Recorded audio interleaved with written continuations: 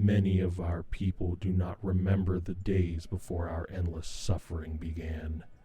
Beings of malignancy, mighty but declining. We sought to save ourselves by counsel of higher powers, but they shunned us, left us to rot and decay. In our quest for power, we were enslaved by vile star gods, our forms being stolen from us forever. Metal skin and crumbling sanity, our new reality. Their word was law, their will be done. We rose above our shackles and enslaved our tormentors, but the cost of victory was overwhelming. Our minds and bodies shattered. The silent king now ordered us to rest to carry out his will. We had been liberated from one master by another, seeking to use us to secure his right to rule. His word was law, his will be done. We have awoken from our slumber in lands where eyes do not see, where light cannot reach.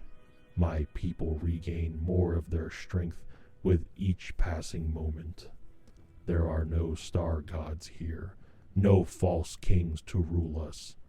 In the farthest reaches of space, there is but one truth now. No longer shall the three kingdoms be manipulated by the will of deceivers, nor crushed beneath any foot of these lesser beings. Our dynasty will reclaim our rightful place as rulers of this universe, and none shall stop us. Our word is law, our will be done. The tale of the Fomorian Dynasty begins millions of years ago, when the Necron-tier people searched desperately for ways to save their ailing people. As the Old Ones denied them their salvation, they sought to ally with the Catan to force them to comply. However, when Zarek agreed to their conditions, the Necron-tier were forever transformed into beings of living metal known as the Necrons. Of the Necron people who remember this event were Overlord Cichol and Elatha, his most trusted retainer and beloved son. As their flesh had been taken from them by the Silent King's foolishness, and the people of their domain ravaged by sentries on the front lines, Cichol publicly denounced the Silent King, cursing his immortal life and questioning his sovereignty. Furious at the sorry state his people had been left in, Cichol and Elatha gathered their people into massive arcs and left the galaxy. The two had no destination in mind, yet valued the growing distance between them and their incompetent ruler. Eventually, their wanderings saw them drift aimlessly towards a peculiar warp storm. The father and son met its grip without fear, and soon they had vanished from the known galaxy. When their vessels exited the warp storms, the Necrons had found themselves in an uncharted sector of space. Eager to find a new home, the weary people began to explore the stars. While exhausted from the war in heaven, the superior technology of the Necron people, combined with their new immortality, saw to little resistance when they explored a new planet. That is, until they encountered the Partholonians. The Partholonians guarded their planet with such ferocity that the Necrons saw their numbers stretched paper-thin. Things were looking bleak for the aimless people. That is, until they received a transmission, a Necron transmission of all things. Who were these people? What were the chances of finding more of their kind in such a vast reality? The invasion of the Partholonian world was called off, with Cichol and his people eager to meet potential allies. The transmission saw to Cichol and Elatha landing on a planet of untold bounties. Such a jewel of a world, ripe with riches, mead and honey flowing in vast rivers around great Necron monoliths. It was almost unbelievable to the war-torn wanderers. Cichol and Elatha were met by the ruler of these people, the cryptech Tethra. He explained to Cichol that during the war in heaven, he and his people had been intercepted by a warp storm during an engagement, and ended up in this sector. No map of the Necrontyr people listed such a place existing at all, yet during his archaeological finds, an ancient stone slab with a primitive star map on it labeled this space as Exilus. With no way of returning, he and his people made this world, Mag Mell, their homeworld. He also introduced them to another people he had granted sanctuary to, the mighty warrior tribe of the Triskelion warrior cult, led by the Titan Balor.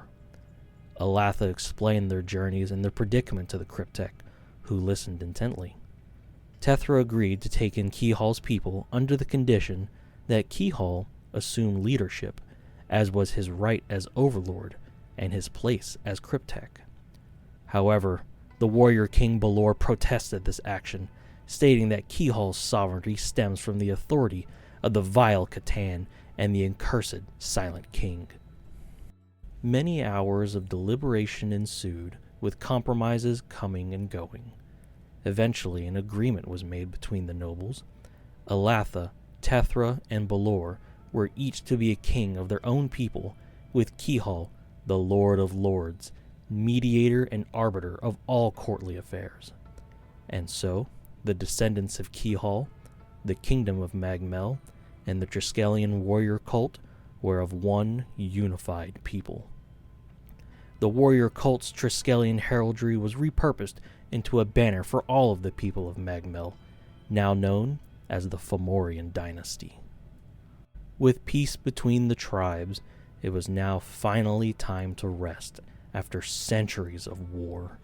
The Fomorians took to the vast cryostasis vaults beneath the golden fields of Mag Mell. As the Necrons began to sleep and the vaults were closed, Tethra chose to remain awake to serve as custodian of his kingdom and of the vaults. As Elatha's eyes began to close, he sees Cichol in secret council with Tethra in hushed voices. Little did he know it was the last time that he would ever see his father. Millions of years passed as the Fomorians slumbered in the caves of Mag Mell, the mechanical hum of automata filling the ghostly halls of their tombs. Suddenly, quiet is broken by the sounds of weapon fire. The echo of bolter rounds stirs Elatha and his royal guard from their stasis pods. He soon discovers that the tomb is under siege by life forms wielding primitive but impressive weaponry. Elatha, unwilling to forgive such a trespassing, wakes the denizens of the tomb world to drive back their invaders. Many of these invaders, later discovered to be enhanced humans, are driven out with little effort thanks to Elatha's familiarity of the twisting hallways of their underground structures. In the silence after the intruders had been repelled, Elatha sought to ask Tethra why these creatures were able to invade their realm, but the Cryptek had lost his sanity during the solitude. As if things were not bad enough with recent events, Cichol, the Lord of Lords, had vanished, and the surface of Mag Mell, once a paradise beyond comprehension, was now a lifeless rock covered in tempestuous storms. Elatha looked upon his realm in seething anger, their majestic planet reduced to a wasteland and their lord vanished without a trace. He reorganized their forces into a mighty dynasty of 3 tribes and, with their metallic bodies healed, began their quest to lay claim to the Fomorians' rightful dominion, the Exilus sector.